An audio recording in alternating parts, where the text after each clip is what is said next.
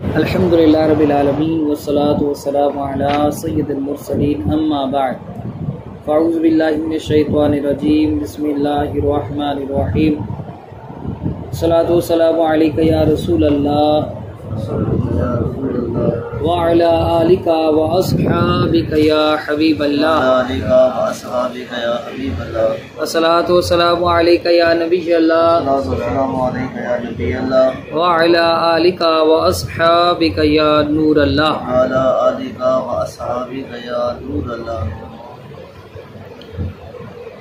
आज हमारा 25वां दर्स फ़िक़्ह है हफ्तावार।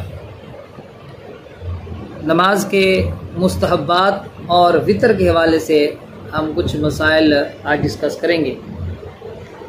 सबसे पहले मुस्तहब किसे कहते हैं? तो मुस्तहब वो है कि शरीयत की नज़र में वो पसंदीदा काम हो। शरीयत कहे कि ये अच्छा काम है, शरीयत को ये काम पसंद हो और उसको छोड़ना शरीयत को नापसंद ना हो। कि अगर आप करें तो शरीयत कहती है ये अच्छा काम है, अगर आप नहीं करते तो आपके ना करने को शरीयत नापसंद नहीं करती। खा हुजूर अलैहिस्सलाम ने इस काम को किया हो या आपने ना किया हो, लेकिन दूसरे को तरगीब दिलाई हो कि आप ये काम करो, या इस काम को उलमाए किराम ने पसंद किया हो, अगरचे हदीस में इसका जिक्र ना आया हो, तो ये मुस्तहब होता है। इसका करना सवाब होता है, ना करने पर कुछ भी नहीं है, कुछ भी नहीं है। अगर ना करें तो खैर है, कोई हर्ज नहीं, कोई मसला नहीं। अब नमाज के जो मुस्तहब्बात हैं वो तकरीबन 17 मुस्तहब्बात हैं। पहला मुस्तहब जो हम नमाज के लिए नियत करते हैं ना, आपको पता है नियत करना क्या है? शर्त है। नियत नमाज की 6 शर्तों में से एक शर्त है नियत करना। दिल के अंदर नियत का हाजिर होना ज़रूरी होता है, वरना नमाज नहीं होती। तो दिल के साथ साथ ज़बान से भी नियत के अल्फाज को दोहरा लेना ये मुस्तहब है, अफजल है, सवाब का काम, ताकि दिल और ज़बान दोनों की मुवाफ़क़त हो जाए, मुताबिकत हो जाए। अच्छी तरह समझ आ गया जी। उसके बाद जो दूसरा मुस्तहब है कि जब आप क़याम की हालत में हों, नमाज में खड़े हों, तो पाँव के दरमियान कम अज़ कम 4 उंगल का फासला हो। एक चप्पे का 4 उंगल का फासला। आजकल आप देखते हैं कि कई लोग नमाज में खड़े होते हैं, एक टांग उधर एक टांग उधर है, अजीबो गरीब उनका मतलब तरीक़ाकार है। तो सहाबा किराम से कई रवायात मनकूल हैं, सहाबा किराम इसको नापसंद फरमाते थे कि जो पूरे पूरे मतलब एक एक गज का फासला करके खड़े हो जाते हैं। 4 उंगल का फासला होना चाहिए। वो ज़्यादा क्यों कर लेता है तो उलमा फरमाते हैं एक बालिश्त का कर लो, कि वज़न के हिसाब से थोड़ा सा जिसामत ज़्यादा है तो एक बालिश्त का, एक गिट्ठ का फासला कर लो, इससे तो ज़्यादा ना करो ना भाई, ये नापसंदीदा है।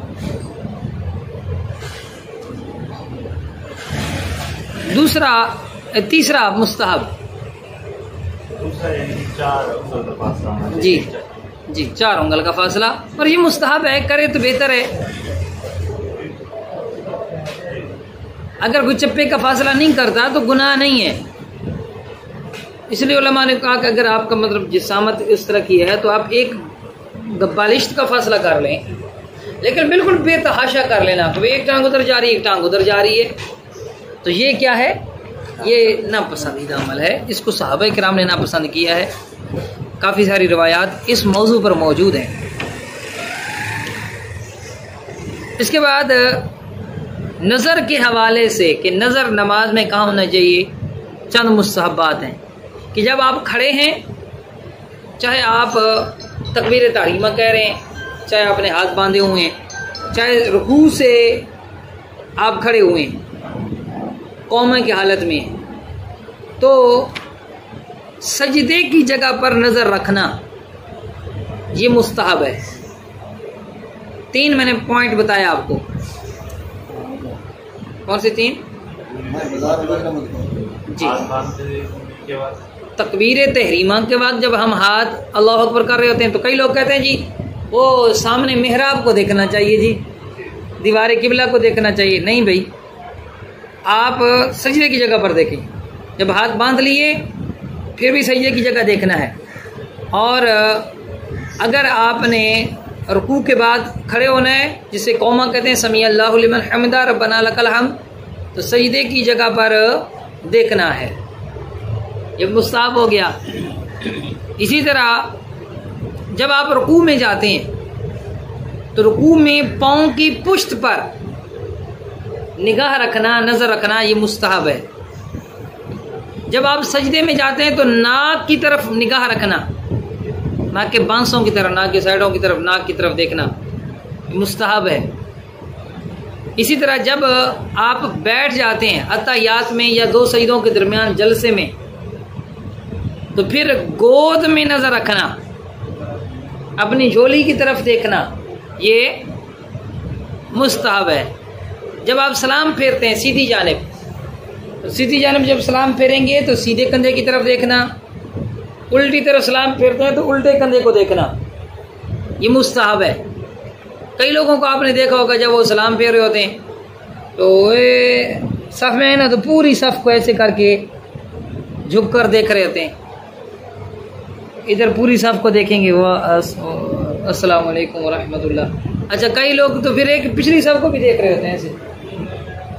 तो ये है, नहीं करना चाहिए। जो मुस्ताहब तरीका ये है कि आपने दोनों जानिब कंधे को देखना है। और ये मैं आपको इसकी निशानी बताता हूँ कि जब आप सही तरह कंधे को देखेंगे ना, तो आपकी गर्दन के पट्टों में खिंचाव होगा दोनों जानिब। ये मुस्ताहब बात है। अच्छा, ये जो नज़र के हवाले से आपको बताया ना, हकीमुल उम्मत मुफ्ती अहमद यार ख़ानइमी रहमतुल्लाह तआला अलैह, आपने मिरातुल मुनाजी जो मिशकात शरीफ की आपकी 8 जिल्दों की शरह वो सामने रखी हुई है, मिरातुल मुनाजी ऊपर पर, तो आपने उसमें ये तहरीर फरमाया है जिसको नमाज के अंदर वसवसे और ख्यालात आते हैं ना, वो पहले पढ़े ला हौला वला कुव्वता इल्ला बिल्लाह या औज़ु बिल्लाहि मिनश शैतानिर रजीम पढ़ ले अपने उल्टे कंधे की तरफ। ये सीधा है, ये उल्टा कंधा है। उल्टे कंधे की तरफ कहे 3 दफ़ा थू थू थू, थूकना नहीं है, थू थू करना है। 3 दफ़ा थू कर ले, उसके बाद फिर नमाज शुरू करे और नमाज के अंदर इसी तरह निगाह रखे जिस तरह मैंने आपको बताया। तो फरमाया जो इस तरह करेगा उसे नमाज के अंदर वसवसे नहीं आएंगे और खुशू व खुजू नसीब होगा। खुशू व खुजू के साथ वो नमाज अदा करेगा, नमाज पढ़ेगा। तो ये काम करना है हमने। तो ये 8 हमारे मुस्तहबात हो गए। इसी तरह 9वां मुस्तहब जो मुनफरिद है, अकेला नमाज पढ़ने वाला है, जमात के साथ नहीं या इमाम नहीं है, मुनफरिद है, तो रुकू और सजदे के अंदर आपको पता है कि 3-3 तस्बीह कहना ये सुन्नत है। सुबहान रब्बियल अज़ीम, सुबहान रब्बियल आला, 3-3 दफ़ा कहना क्या है? सुन्नत है। तो जो अकेला नमाज पढ़ रहा है वो 3 के बजाय 5 दफ़ा तस्बीह है या 7 दफ़ा या 9 दफ़ा, उसके लिए अफजल है, मुस्तहब है। 3 से बढ़ाए। इतने तो चौथे गियर लगे बते होने भाई, ये काम नहीं करना। हमें तो ऐसा लगता है जैसे उन्होंने 1 दफ़ा भी तस्बीह नहीं कही, तो ये काम नहीं करना। जैसे हदीस मुबारका में हुज़ूर अलैहिस्सलाम ने फरमाया कि एक ऐसा चोर है जो माल के चोर से ज़्यादा बुरा है। अर्ज़ की कि कौन सा चोर है? तो फरमाया कि जो नमाज में चोरी करता है। तो नमाज की चोरी यही है कि रुकू, सुजूद, क़ौमा, जलसा, इनको सही तरह से अदा न करना। उसके बाद 10वां जो मुस्तहब है, हज़रत अब्दुल्ला बिन मुबारक रहमतुल्लाह ताला अलैह से कि इमाम के लिए तस्बीहात 5 बार कहना मुस्तहब है। बारिश शरीयत में भी है, लेकिन मैं कहा करता हूँ कि ये उनके दौर के हिसाब से है। आजकल फ़ी ज़माना इमाम को 3 बार से ज़्यादा तस्बीह नहीं कहनी चाहिए। कि लोग मलाल में पढ़ते हैं, यार ये इमाम तो सिर सजदे जवेंदा तो सिर ही नहीं चाहता। फिर मुख्तलिफ उज़र हो सकते हैं लोगों के। अच्छा जी, नज़ला ज़ुकाम हो सकता है, ज़ुकाम नज़ला हो तो नाक बंद हो जाता है, थोड़ी तकलीफ़ होती है अगर इमाम सजदा ज़्यादा लंबा करे तो दौरे हाजिर के हिसाब से अब इमाम को भी चाहिए कि वो 3-3 मरतबा तस्बीह पर ही इक्तिफ़ा करे और किरात भी ज़्यादा लंबी ना किया करे। मुख्तसर नमाज दौरे हाजिर के हिसाब से पसंदीदा नमाज है कि लोग फिर खुशदिली के साथ उस इमाम के पीछे नमाज पढ़ेंगे। लेकिन ऐसा भी जल्दबाजी ना करे इमाम भी कि 3 दफ़ा तस्बीह बंदा मुक्तदी ना आ सकूँ, अत्तहियात बाब आखिरी रकते मुक्तदी जो अत्तहियात पूरा ना करो तो इमाम अस्सलाम वालेकुम की तिकलोता होवे, इस तरह भी नहीं, को नॉर्मल रूटीन के साथ। नंबर 11, जहाँ तक मुमकिन हो खांसी रोकना मुस्तहब है। जानबूझकर खांसना ये नापसंदीदा है, लेकिन अगर खांसी आ भी रही है उसकी मतलब है तो जितना रोक सकते हैं रोके। खंगारना हो रहा है, खांसी हो रहा है, खंगारना तो वो भी बिला उज़र हम पीछे पढ़ चुके हैं, मकरूह तंज़ीही है, नापसंदीदा है। और अगर गला साफ़ करने का गला साफ़ करना मकसूद है, इमाम को लुकमा देना मकसूद है, कोई सामने गुजर रहा था उसको बतलाना मकसूद है खंगारा, या वो अंदर नमाज़ पढ़ा था बाहर किसी ने उसको आवाज़ दी, बार बार आवाज़ें दे रहा है, तो ये इस तरह खंगारा के उसको पता चले मैं नमाज में हूँ, ये उसमें फिर मुज़ायका नहीं है। बहरहाल खांसी आए तो जहाँ तक मुमकिन है उसको रोका जाए। नंबर 12, जमाई आए। जमाई किसे कहते हैं आप समझते हैं? हमारी सराइकी में कहते हैं बासी आना, बासी नहीं जिस्म में तनाव आकर मुंह खुलने लगे। तो जमाई के अंदर मुस्तहब ये है कि मुंह को बंद किए रहे, और अगर ना रुके तो फिर क्या करे, होंठ दांत की नहीं, ऊपर वाले दांत नीचे वाले होंठों के ऊपर रख ले, इस तरह दबाए। अगर इस तरह भी ना रुके तो क़याम की हालत में सीधे हाथ की पुष्ट मुंह पर रखे, और क़याम के अलावा है रुकू में है, आप जलसे में है, आप तहियात में है, तो फिर उल्टा हाथ की पुष्ट से मुंह को ढांक लें।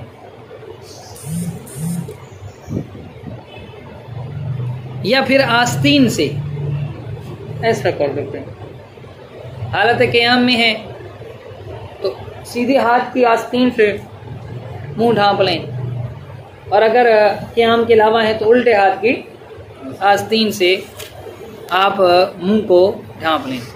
जमाई रोकने का आजमाया हुआ मुजरब तरीका यह है कि दिल में ख्याल कीजिए कि अंबिया इकराम अलैहिमुस्सलाम को जमाई नहीं आती थी। जमाई शैतान की तरफ से। अच्छा, कई लोगों को आपने देखा होगा जमाई आती है तो मुंह खोल के बैठ जाते हैं, अजीब से आवाज़ निकालेंगे। तो ये हदीस मुबारक 2 तरह की हदीसें, एक ये है कि जो इस तरह मुंह खोलता है ना, शैतान उसके मुंह में दाखिल होता है, पूरा शैतान ही मुंह जुगाड़ बने बात बंदे रखे हाल उसी। और एक रवायत के मुताबिक शैतान अपना थूक मुंह में डालता है। ये जो मुंह पट बाने ना, गोया के वादे में शैतान को आप मेरे मुंह घुट्टी दे मेरे को, तो ये इस तरह के काम नहीं करने चाहिए। वैसे भी किसी मजलिस में बैठे हो इस तरह मुंह खोल के बैठे तो ये मजलिस के आदाब के खिलाफ है। उसके बाद बड़ा ही आम तरीन मुस्तहब है नंबर 13, जब मुकब्बिर हय्या अलल फलाह कहे तो इमाम व मुक्तदी सबका खड़ा हो जाना। इमाम और मुक्तदी का सबका खड़ा हो जाना। इकामत के वक्त खड़े होने की 4 सूरतें।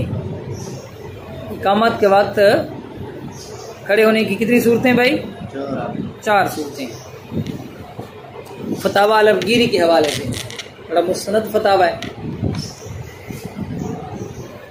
पहली सूरत यह है कि जो हमारे यहाँ अक्सर होती है वो ये है कि इमाम भी मस्जिद में मौजूद हो, मुक्तदी भी मस्जिद में मौजूद हो। उस वक्त इकामत शुरू हो तो अब दोनों के लिए मुस्तहब है कि हय्या अलल फलाह पर खड़े हो, मुस्तहब है। अच्छा, इसको सुन्नत भी कहा गया है, कई किताबों में सुन्नत कहा है। सुन्नत से मुराद सुन्नत मुस्तहब्बा है। सुन्नत मुस्तहब्बा यही है कि इमाम और मुक्तदी अगर वो मस्जिद में मौजूद हैं तो फिर वो हय्या अलल फलाह पर खड़े हों, हय्या अलल सलाह पर खड़े होना शुरू हों, हय्या अलल फलाह पर खड़े हो जाए।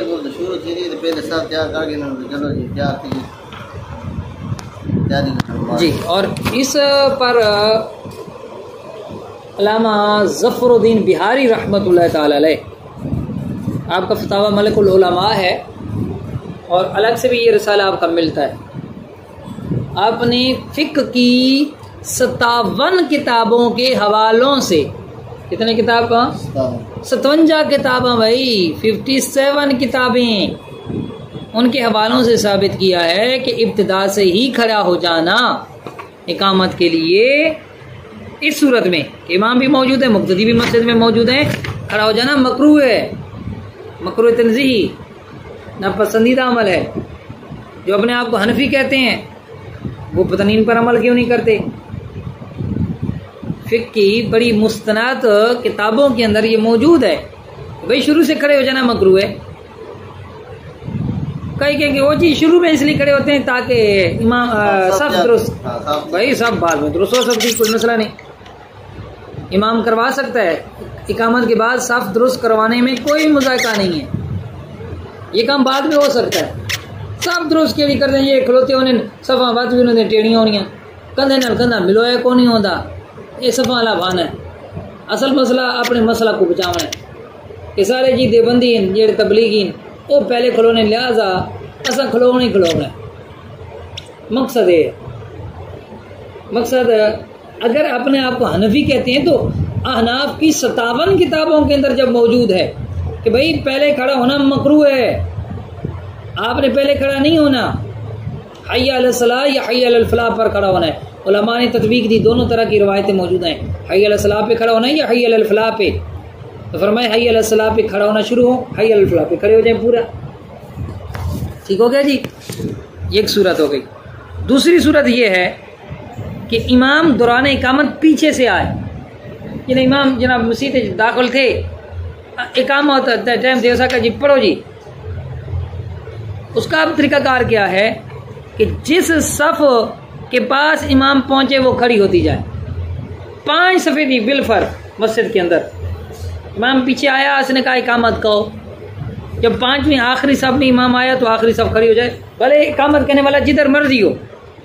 दूसरे सफ़ के पास आया तो दूसरी खड़ी हो जाए, तीसरी के पास आया तीसरी खड़ी हो जाए, चौथी के पास आया चौथी खड़ी हो जाए, 5वीं के पास आया 5वीं खड़ी हो जाए, और इस तरह बैठ ही रहें।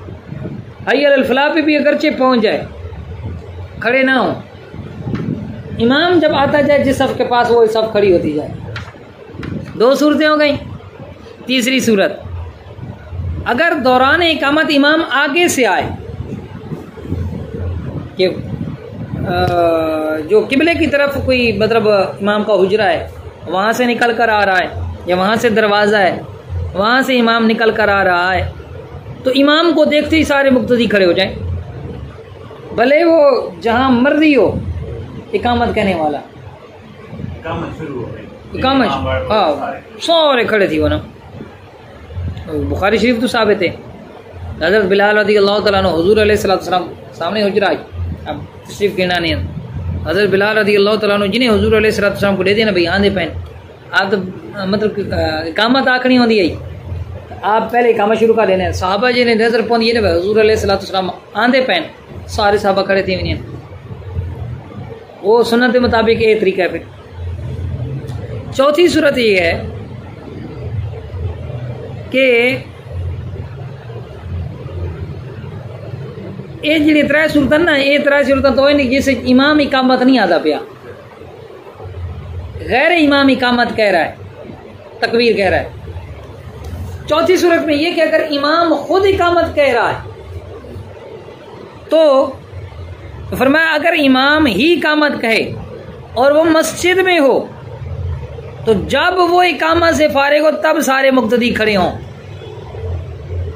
ला इलाहा इल्लल्लाह कहेगा, उस वक्त हय्या अलल फलाह पे खड़ा नहीं होना।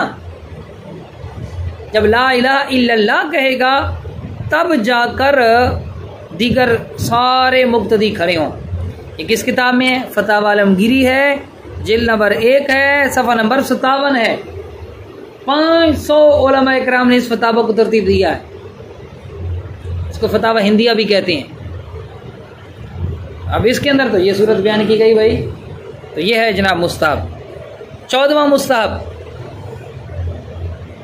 मर्द के लिए जब तकबीर तहरीमा कहें नमाज शुरू करने के लिए अल्लाह अकबर, तो चादर है तो चादर से बाहर हाथ निकाल लेना मर्द के लिए मुस्तहब है। अगर नहीं निकालता तो कोई गुनाह नहीं। जबकि औरत के लिए मुस्तहब ये है कि वो चादर में से हाथ बाहर ना निकाले, बेहतर है। निकाल लेती तो तब भी हर्ज नहीं। नंबर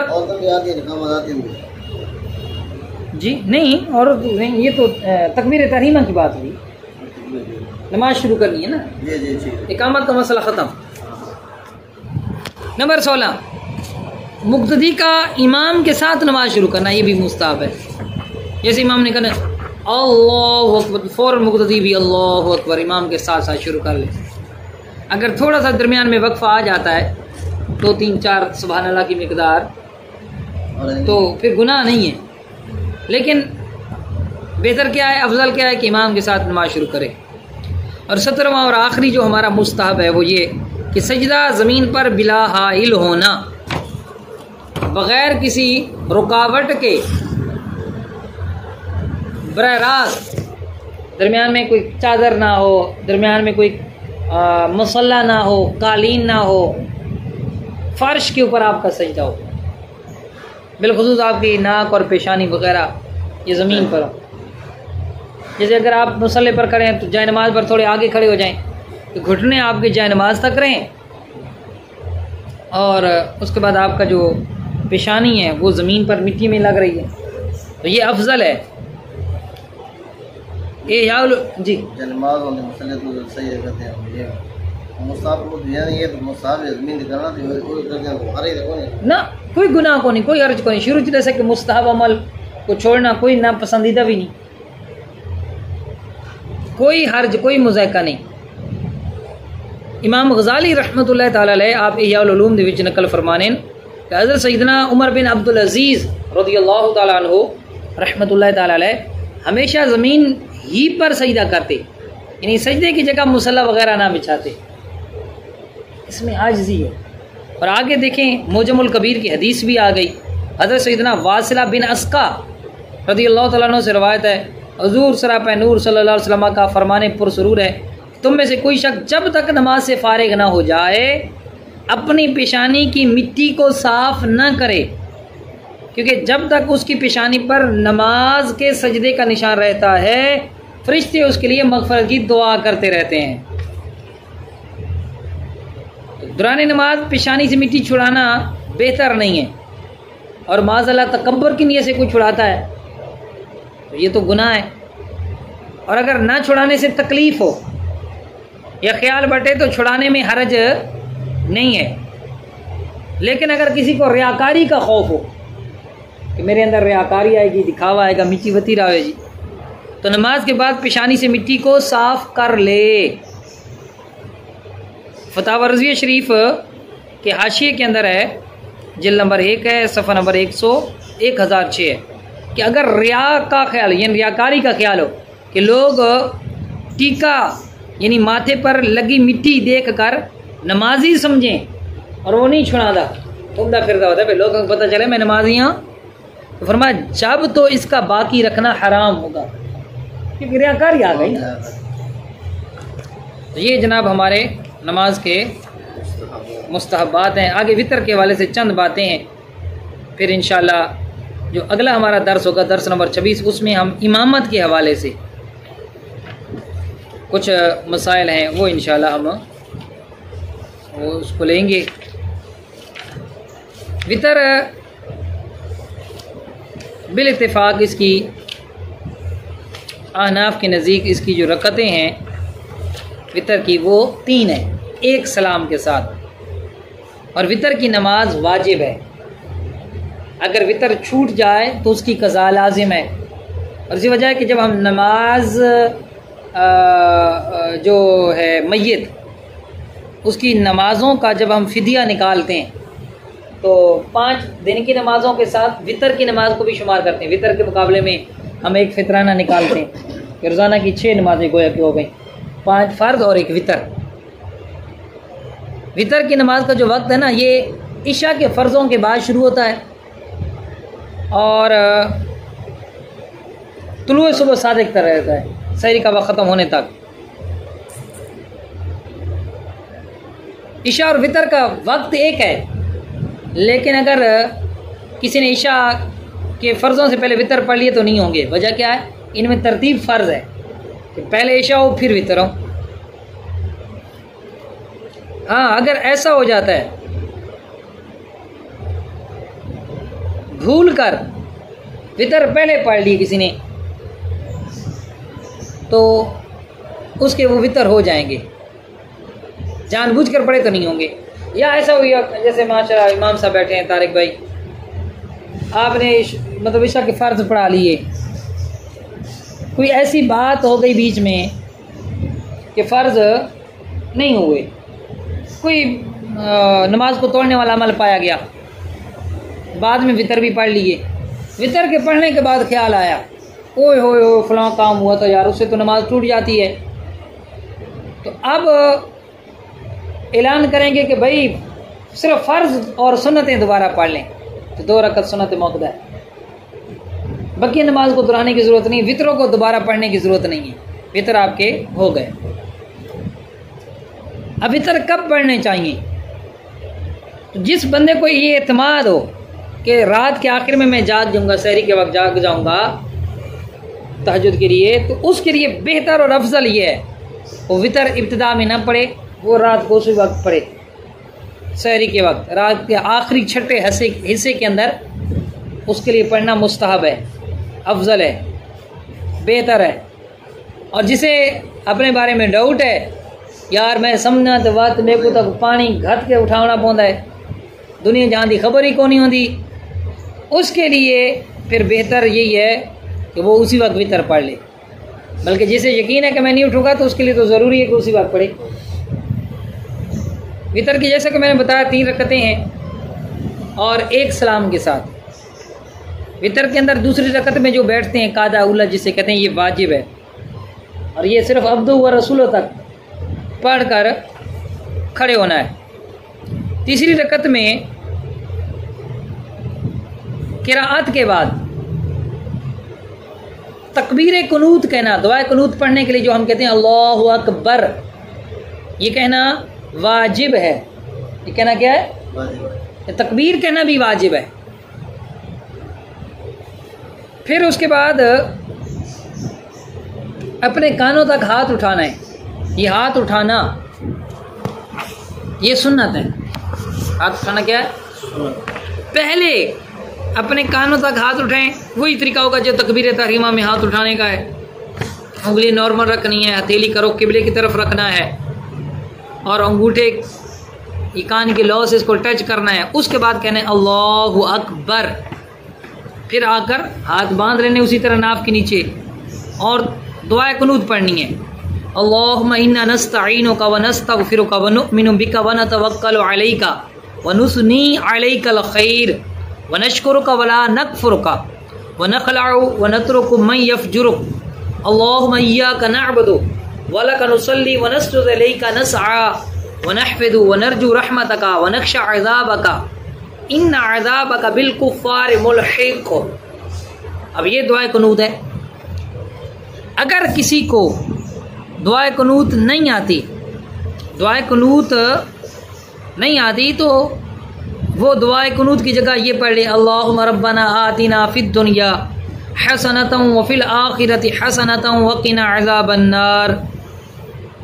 अगर किसी को ये भी नहीं आती तो वो 3 दफ़ा ये कह ले अल्लाहुम्मा ग़फ़िर ली, अल्लाहुम्मा ग़फ़िर ली, अल्लाहुम्मा ग़फ़िर ली, 3 दफ़ा ये कह ले। या कई लोग पूछते हैं भाई 3 दफ़ा कुल पढ़ सकते हैं, तो आला हज़रत रहमतुल्लाह ताला अलैह ने फतावा रज़विया में लिखा 3 दफ़ा सूरह इखलास भी पढ़ सकते हैं, कुल हुवल्लाहु अहद, ये वाली सूरत भी पढ़ सकते हैं दुआ कुनूत की जगह। दुआ कुनूत के बाद बेहतर और मुस्तहब यह है कि दुरूद पाक कोई भी दुरूद पाक पढ़ लें। दुआ कुनूत के बाद अस्सलातु वस्सलामु अलैका या रसूल अल्लाह पढ़ लें, या वही दुरूद इब्राहिमी पढ़ लें, कोई भी दुरूद पाक पढ़ लें। उसके बाद अगला मसला यह है कि अगर दुआ कुनूत भूल गए पढ़ना, अमूमन हो जाता है, बंदा भूल जाता है, रुकू में चले जाते हैं, तो जब भूल गए रुकू में चले गए तो अब वापस नहीं लौटना। अब आखिर में आपने सजदा साफ कर लेने, नमाज आपकी हो जाएगी। ठीक हो गया जी। इसी तरह रमज़ान मुबारक में अगर जमाअत से आप वितर पढ़ रहे हैं और इमाम भूल कर रुकू में चला जाता है, दुआ कुनूत नहीं पढ़ता, तो आपने इमाम को लुकमा नहीं देना पीछे से। अगर लुकमा दिया तो नमाज गई लुकमा देने वाले की, और अगर इमाम ने लुकमा ले लिया और वापस आ गया तो इमाम की भी गई नमाज, क्योंकि गैर महल में लुकमा यहाँ पर वापस लौटना जायज़ ही नहीं है। नाजायज़ चीज़ का लुकमा मुक्तदी ने दिया, उसकी नमाज टूट गई, इमाम ने उसका लुकमा लिया और वापस आ गया, दुआ कुनूत पढ़ी, इमाम की भी टूट गई, सब की गई। तो ये इस तरह नहीं करना। अच्छा, इसी इमाम दुआ पढ़नी है। हाँ हाँ, इमाम अगर रुकू में चला गया तो पहुंच गया, ठीक है, कुछ बंद है दोबारा। हाँ, फिर ये नहीं, कम से कम इतना झुक गया जितना औरत का रुकू होता है। औरत जितना झुक गया कि हाथ बढ़ाए तो घुटने तक पहुंचे, आप नहीं लौट सकता। हाँ, उसने अगर इरादा किया रुकू में जाने का, हाँ, और उधर इतना नहीं झुका था, मुक्तदी ने लुकमा दे दिया, अब तो इमाम का वापस आना बनता है कि वो रुकूत की हद तक पहुंचा नहीं था, या उसने जब लुकमा दिया था तो इमाम अभी रुकू की हद तक नहीं पहुंचा था, बाद में इमाम रुकू में चला गया, तो अब उसकी नमाज नहीं टूटेगी, उसने अपने महल में लुकमा दिया। इसी तरह अगर आप जमात के साथ वितर पढ़ रहे हैं, अभी आप दुआ कुनूत पढ़ रहे हैं कि इमाम चला गया दुआ कुनूत पढ़ के, तो फिर आप दुआ कुनूत छोड़कर इमाम की पैरवी करें, दुआ कुनूत छोड़कर पैरवी करें। अच्छा, जिसको पूरी जमात ना मिली हो वितर की, एक या दो रकतें रह गई, तीसरी रकत में वो इमाम के साथ शामिल हुआ, तो तीसरी रकत में दुआ कुनूत पढ़ेगा वो मुक्तदी। इसी तरह अगर तीसरी रकत के रुकू में कोई मुक्तदी शामिल हुआ, वितर की तीसरी रकत के रुकू में, तो अब ये रकत उसकी मिल गई, अब दुआ कुनूत का क्या हुक्म है? तो फरमाया पहली दो रकतों में दुआ कुनूत नहीं पड़ेगा, उसकी हो गई। ठीक है जी, वो दुआ कुनूत नहीं पड़ेगा। अच्छा, वितर के सलाम फेरने के बाद एक सुन्नत है जो प्यारी, मैंने और आपने इस पर अमल करना है। सुनन निसाई शरीफ की हदीस नंबर है 1729। सरकार दो आलम सल्लल्लाहु अलैहि वसल्लम जब वितर में सलाम फेरते तो 3 बार कहते, क्या कहते जी? सुबहानल मालिकिल कुद्दूस, सुबहानल मालिकिल कुद्दूस, सुबहानल मालिकिल कुद्दूस। पहले 2 दफ़ा आहिस्ता कहते और तीसरी मरतबा कहते बुलंद आवाज़ से, सुबहानल मालिकिल कुद्दूस, यानी गोया इस तरह कहते, सुबहानल मालिकिल कुद्दूस, सुबहानल मालिकिल कुद्दूस, सुबहानल मालिकिल कुद्दूस। ये इस सुन्नत पर भी हमने अमल करना है, सुन्नत को हमने जिंदा करना है। तो ये वितर के हवाले से मुख्तसर से हमारा दर्स पाए तकमील को पहुंचा। अब मज़ीद किसी का कोई सवाल है तो ठीक है, वरना हमारा दर्स मुकम्मल है।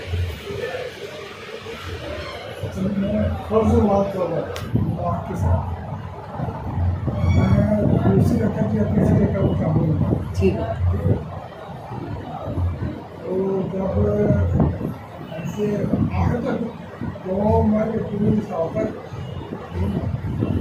ठीक हो गया। सवाल मैं आपको समझ गया। मतलब जब इमाम आखिरी रकत में बैठेगा और आपकी शुरू में कुछ रकतें रह गई, आप मसबूक मुक़्तदी हैं, तो इमाम ने तो यौम यक़ूमुल हिसाब तक पढ़ना है, मैं कितने तक पढ़ूंगा, वो मुक्तदी जिसकी रकतें रहती हैं वो कितने तक पढ़ेगा। तो उसके बारे में सबसे बेहतर तरीका जो फुक़हा ने बयान के फरमाया कि वो ठहर ठहर के खूब तरतील के साथ अत्तहियात पढ़े।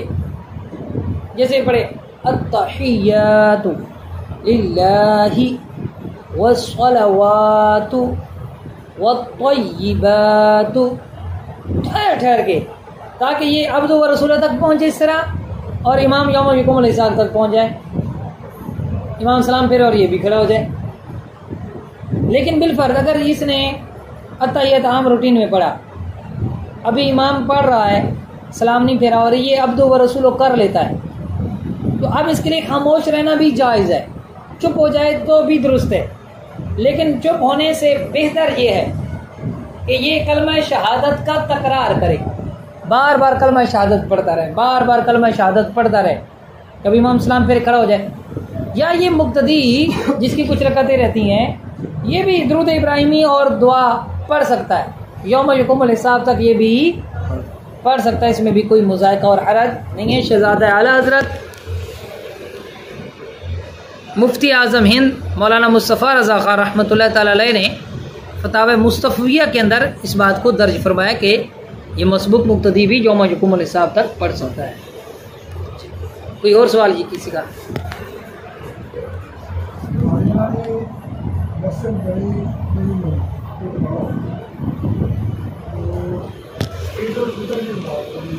ये आफ्ताब बहना का मसला है कि इमाम इशा दी नमाज 3 रकतां पढ़ाइयां, 3 रकत कहा गए, इमाम को लगा कि भाई मेरी 3 हुई, सजदा साहब कीते चा बगैर लुक में देता नमाज अब क्या हुक्म है, तो नमाज तो जारी गल नहीं सी कि 4 फर्ज हैं 3 फर्ज ने, ठीक है जी। अगर तो इस तरह का मसला थींदा है तो बात नमाज नहीं होती, ठीक है। याद रखा है फर्ज जिथे छुट सी ना सजदा साहब नाल तलाफी नहीं होती, वाजिब छुटता है तो सजदा साहब होता है, वो भी भूल के जानबूझ के वाजिब छोड़ा तो सजदा साहब कोई नहीं, दोबारा नमाज वाजिब याद है।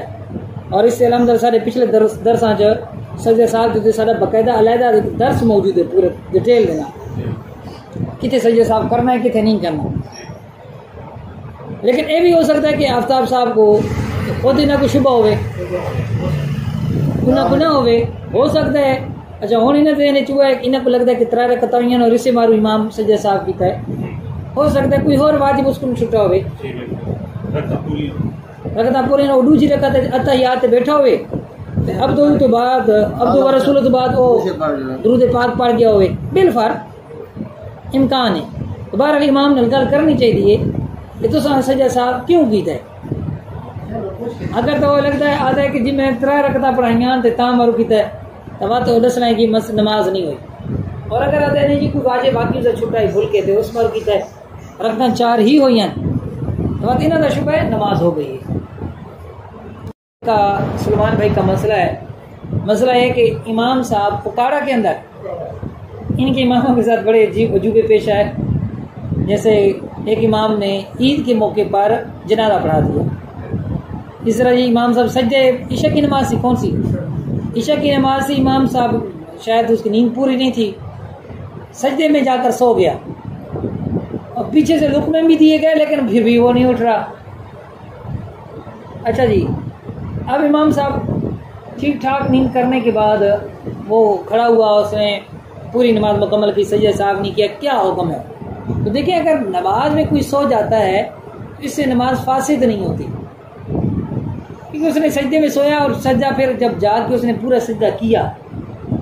यहाँ ना सजदा साहब वाजिब है और ना ही यहाँ पर कोई वाजिब उसका छूटा, लिहाजा उसकी नमाज हो गई, नमाज उसकी हो गई। अच्छा आप ये बड़ा प्यारा पॉइंट है, 6-7 मिनट इसके लिए आपको मेरे पहले दर्स यूट्यूब पे सुनना पड़ेंगे जो वुजू के मुतलका, लेकिन मेरे ख्याल वुजू का मुतलका भी कौन वो अपलोड को नहीं किया। सजदे की हालत में सोने से वुजू नहीं टूटता, नींद से वुजू टूटने की 2 सूरतें हैं। एक इस तरह के सुरीन ढीले हों, पट जोड़ ढीले हों, और दूसरा कि गाफिल होकर सोए। और फुकहा ने वाज़ेह तौर पर लिखा कि जैसे मर्द सजदा करता है वैसे अगर किसी ने सजदा किया और उसी में सो गया, उससे उसका वुज़ू नहीं टूटता। नींद से वुज़ू न टूटने की 10 सूरतें अमीर अहले सुन्नत दामत बरकातुहु अलैहि ने नमाज के अहकाम में लिखी हैं। सो रहा है, 10 सूरतें सोने की ऐसी हैं कि जिससे वुज़ू नहीं टूटता। लिहाजा अगर इमाम इस तरह सो गया या आम बंदा भी सो गया नमाज में, उस रुकन को अगर उसने अदा नहीं किया था, अदा कर ले जब जागने के बाद, नमाज उसकी बहरहाल हो जाएगी। हाँ, यहाँ पर एक और मैं वजाहत कर दूँ, अगर औरत सो जाती, औरत का सजदा आप जानते हैं कैसा होता है, तो औरत का वुज़ू टूट जाता, उसकी नमाज भी टूट जाती।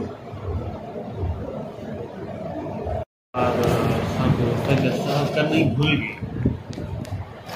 भूले न गए सजदा साहब तो वाजिब सजदा तर्क थे, उस वक्त सजदा साहब करना ही भूल गए जी, बाद याद आया जैसा भूल गए का बाहर आ गए नमाज से।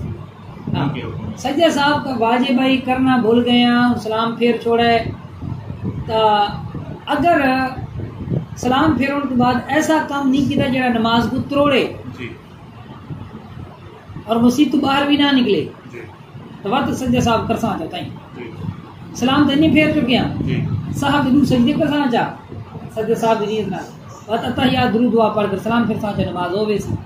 लेकिन अगर सलाम फेरने के बाद कहना गल की चाह, या सलाम फेरने के बाद जानबूझ के वुज़ू तोड़ा चाह, या सलाम फेरने के बाद कहा मारा चाह, या सलाम फेरने के बाद मस्जिद तू बाहर हो गए, एने मस्जिद तू बाहर निकल गए, नमाज पढ़ने चाह तू बाहर, वक्त सजदे साहब ना कर सकते, वक्त वो नमाज वाजिबुल इयादा, उस नमाज का इयादा वाजिब से दोबारा पढ़ना वाजिब से।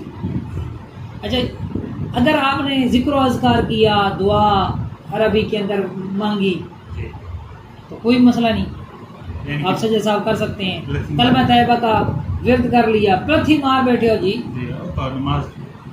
खैर तो ना अगली सफ़े बैठे है, उठ के ओ बिल्कुल सीधी आखिरी सफ़े लगे गया, कोई मसला नहीं, सजदे साहब भी कर सकते।